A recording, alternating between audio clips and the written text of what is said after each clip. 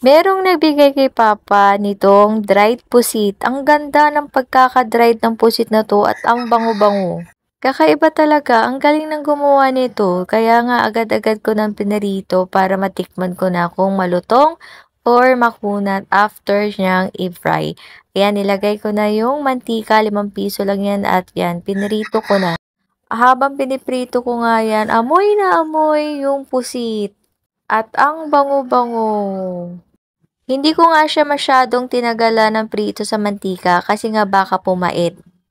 'Di ba nga kapag hilaw yung pusit, kapag na-overcook, nagiging rubberized yung laman niya.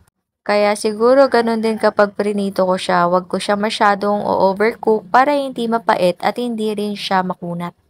At yan na nga, pinirito ko na nga lahat. Pero nagtira pa rin ako para rin matikman nila kuya yung pusit na dala ni Papa.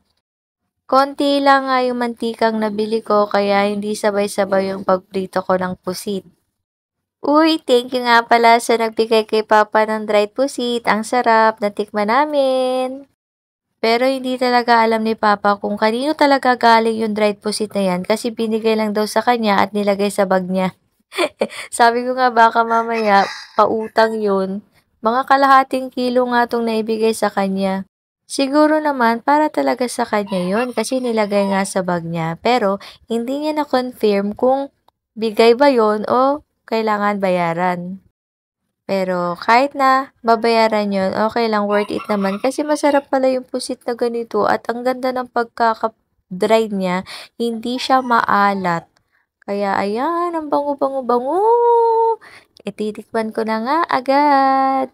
Eto na, tapos na. Kaya ito, try natin. Taste test. So good!